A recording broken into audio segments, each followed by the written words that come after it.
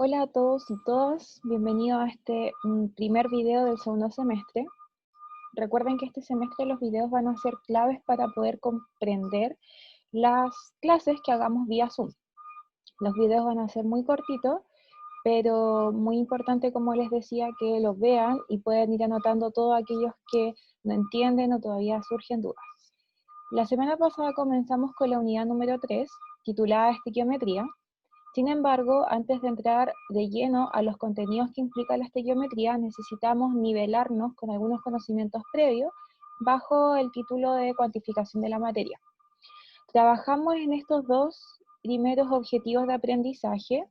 Primero hablamos sobre un repaso general del átomo, sus partículas y la masa atómica, que en realidad era una especie de recordatorio de lo que habíamos visto el primer semestre, y además conocimos el concepto de mol como una unidad de medida de la cantidad de materia y también su orden de magnitud. Mencionamos el número de Avogadro y cómo este concepto que se integra a la química nos permite determinar o calcular la masa de átomos y moléculas a través del concepto de masa molar. Hoy lo que vamos a hacer es aplicar y relacionar el concepto de mol con la masa de sustancias. Recuerden que una sustancia pueden ser elementos o compuestos, o sea, átomos iguales o átomos diferentes.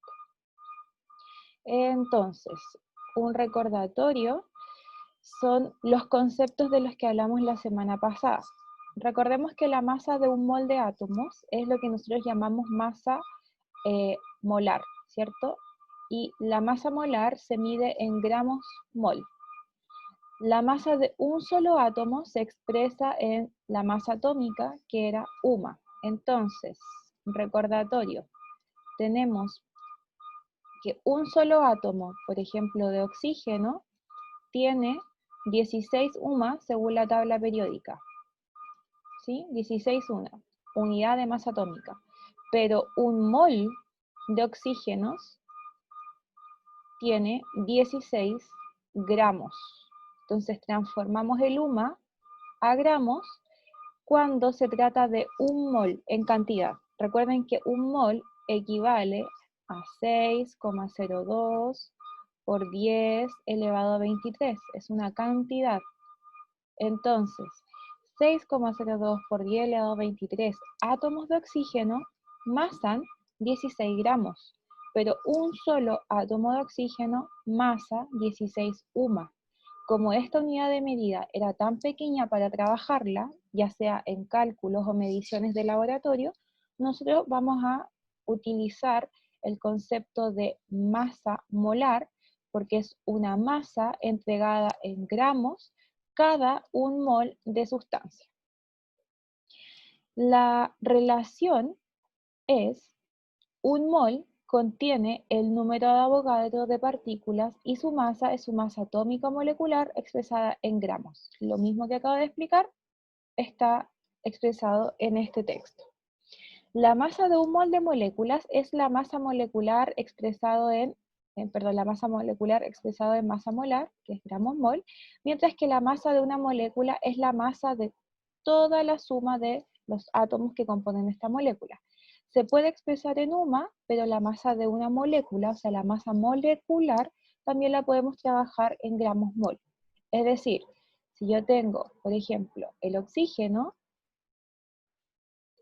digo que masa 16 gramos mol, ¿cierto? La masa molar de un oxígeno, pero si el oxígeno está en una molécula, yo puedo sumar la masa de cada uno de estos átomos y llevarlo a esta unidad de medida. Puedo decir que el CO2 masa 44 UMA, o para efectos de cálculo puedo decir que masa 44 gramos cada un mol de moléculas. ¿Por qué esto se puede hacer? Porque el número de Avogadro significa 6,02 por 10 elevado a 23 átomos, moléculas o iones. Son las tres cosas que puedo contar con este número. Recuerden que decíamos que una docena puede contar cualquier objeto. En cambio, un siglo o una década cuenta solo años. A eso me refiero con que el número de Avogadro cuenta átomos, moléculas o iones. En todos el número es el mismo. Con esos conceptos hay otros que debemos tener en claro para lo que vamos a ver esta semana. Uno es la cifra significativa. ¿Qué es la cifra significativa? Esto ya es como un recordatorio matemático. Las cifras significativas son dígitos de un número que se consideran no nulos. Eso quiere decir que son significativos, o sea, son importantes. Todos los dígitos distintos de 0 en un número son significativos, o sea, no puedo obviarlos. Aquí hay algunas reglas con respecto a la cifra significativa. Los ceros que están entre dos cifras significativas también se vuelven significativos, excepto los ceros que están fuera de una cifra significativa. ¿Qué quiere decir esto? Si yo tengo, por ejemplo, un decimal tipo 2,300, la cifra significativa es todo aquello número, todo aquello dígito que es diferente a 0. Eso quiere decir que yo este 2,300 puedo escribirlo simplemente como un 2,3, ya que estos ceros no son significativos, es decir, no me va a cambiar el valor que yo estoy expresando. En cambio, ¿cuándo los ceros se vuelven significativos? Cuando están entre medio de dos cifras significativas. En este caso yo no puedo sacar esos ceros y el número se tiene que dejar expresado tal cual. 2,3004.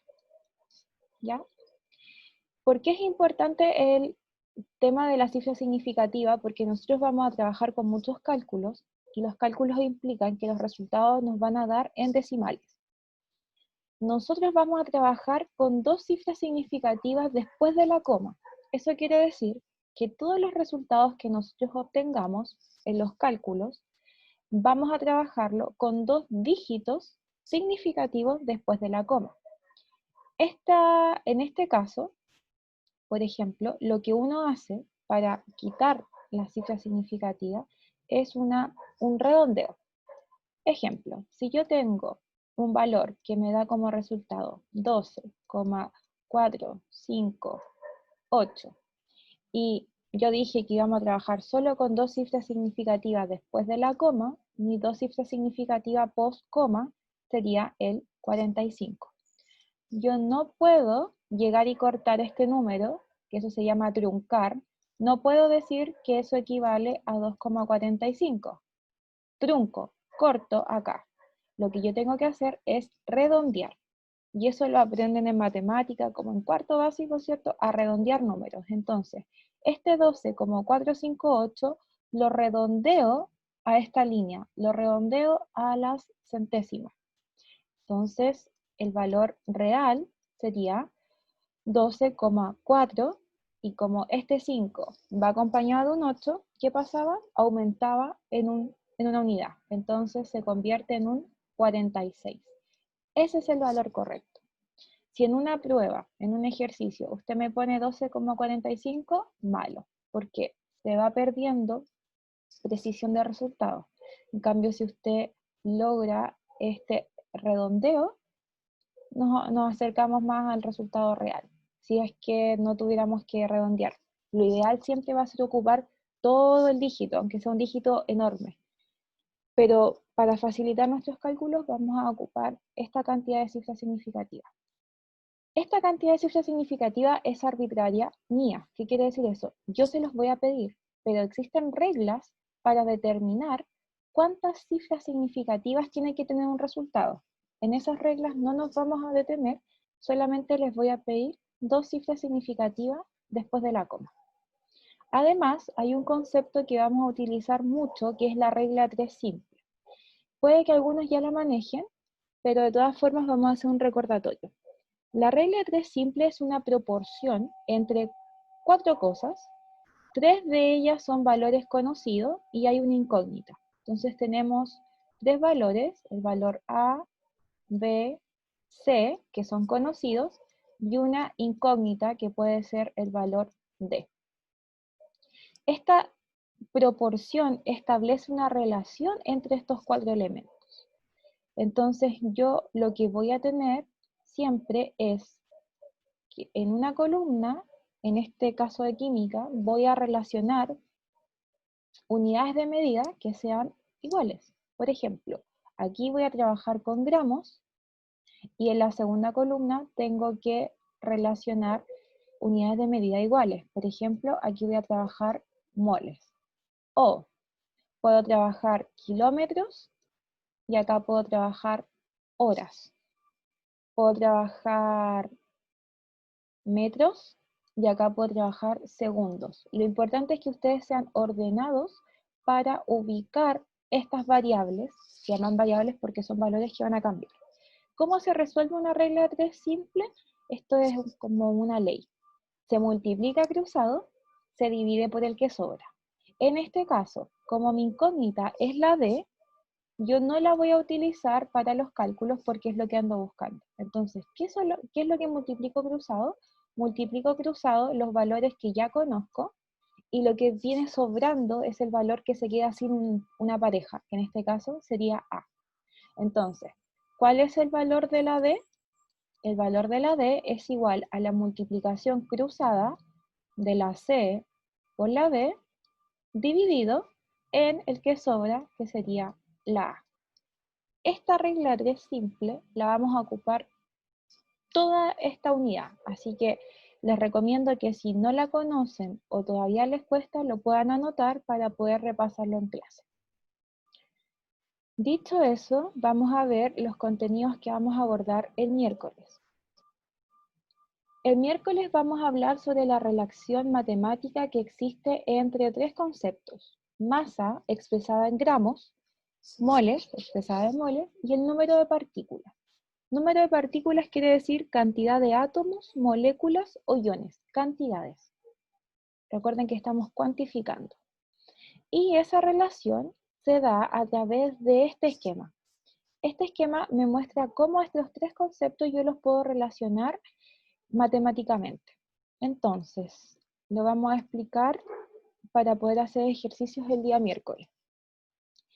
Los ejercicios, valga la redundancia, de estequiometría normalmente hablan de situaciones que ocurren en un laboratorio. Entonces, me pueden decir, yo en un laboratorio trabajo con 40 gramos, por ejemplo, de amoníaco. 40 gramos de amoníaco. Y la pregunta es, ¿a cuántos moles equivale esa cantidad de amoníaco? Entonces me están incitando a que yo haga una equivalencia, o sea, algo que es igual, simplemente expresado en otra unidad de medida, entre gramos y moles. Y también me pueden preguntar, si yo tengo, por ejemplo, 5 moles de amoníaco, ¿a cuántas átomos o moléculas de amoníaco equivale esa cantidad? ¿Por qué digo equivale? Porque todo lo que vamos a hacer acá es lo mismo, pero expresado en unidades de medida diferentes. Ejemplo, si yo les digo, ¿a cuántos minutos equivale una hora? Ustedes saben que una hora equivale a 60 minutos. Entonces, aquí estamos expresando una cantidad en otra unidad de medida, pero que son equivalentes.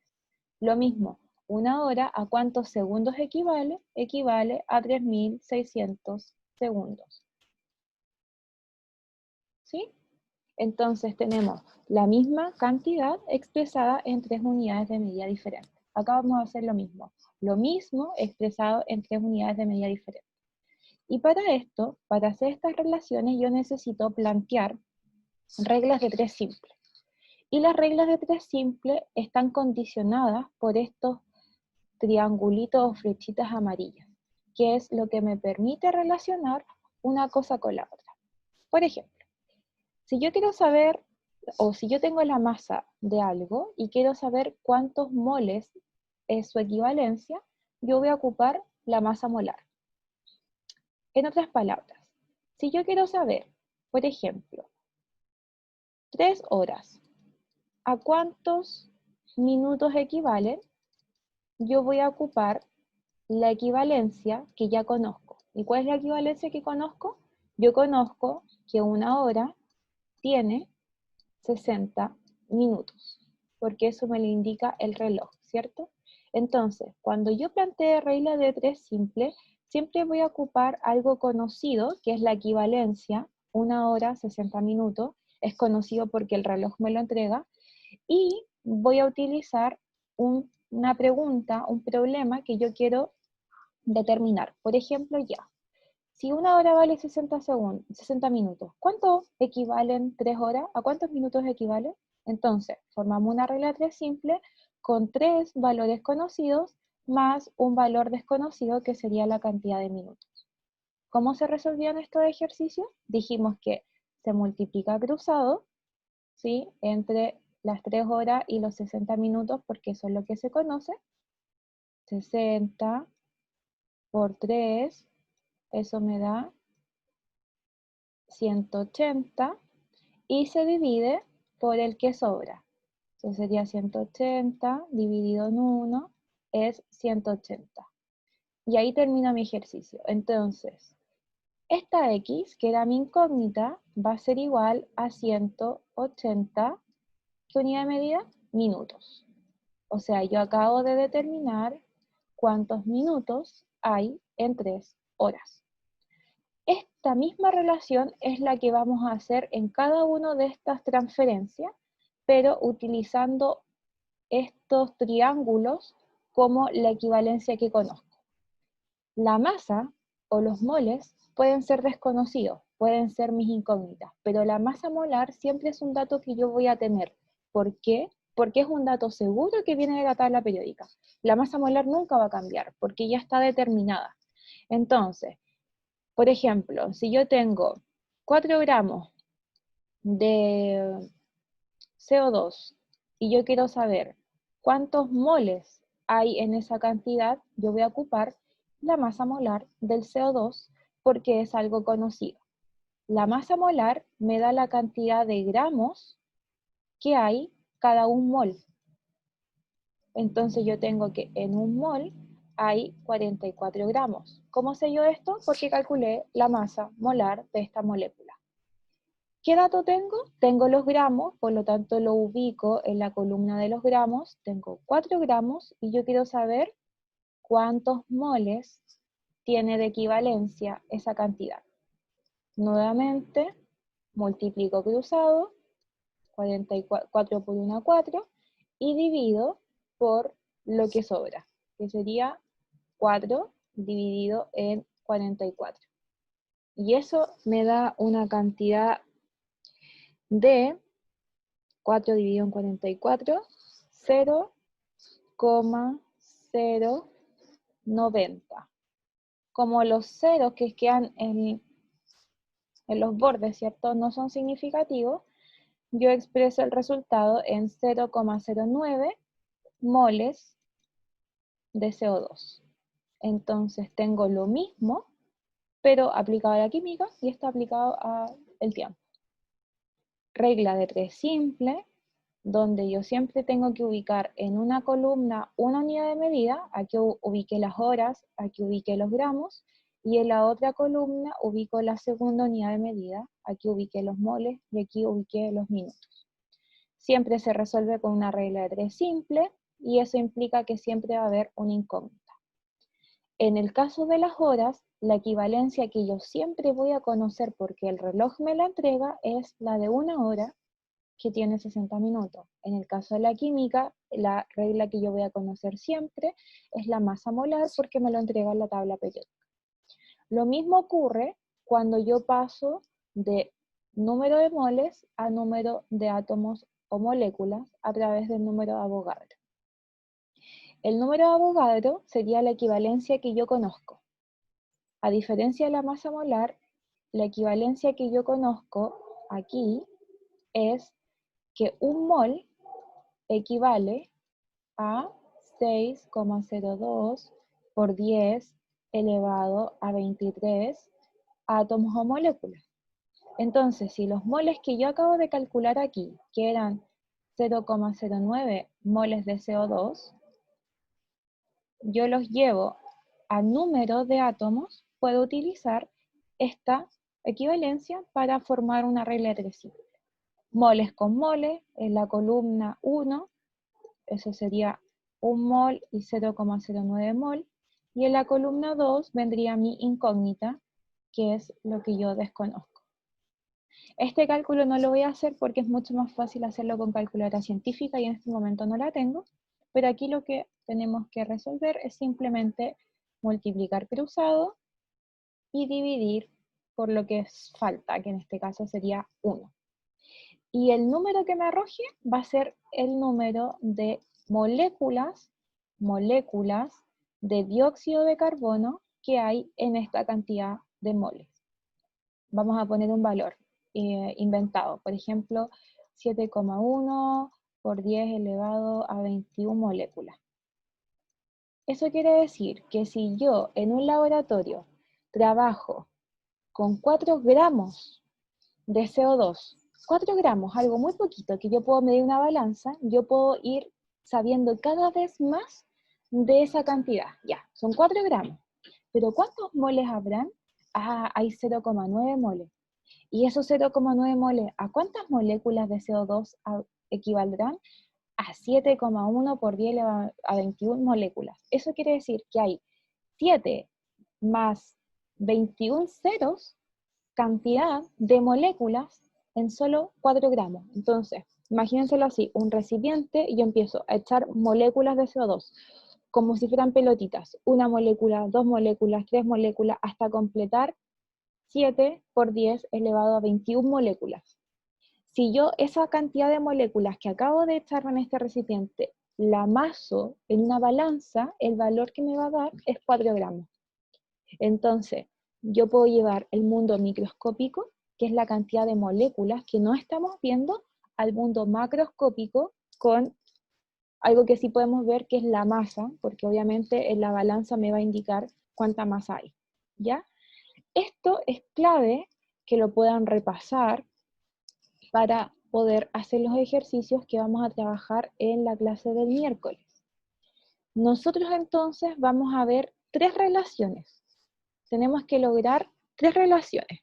Una es pasar de gramos a moles y viceversa, ocupando, recuerden, la masa molar, que vamos a abreviar MM.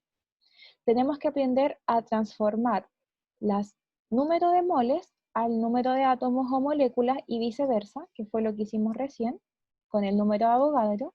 Y esto es como un dato aparte, vamos a aprender a desglosar moléculas para transformarla a número de átomos, porque nosotros recién, por ejemplo, estábamos trabajando con el CO2, que es una molécula, ¿cierto? Molécula, un montón de átomos.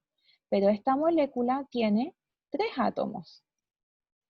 Si yo la desarmo, tiene 3 átomos. Tiene un átomo de carbono y tiene 2 átomos de oxígeno. Entonces vamos a aprender a desglosar moléculas en la cantidad de átomos que tiene. Yo sé que esto quizás puede ser abrumador al principio, pero créanme que mientras más ejercicio hagamos, más fácil se les va a hacer.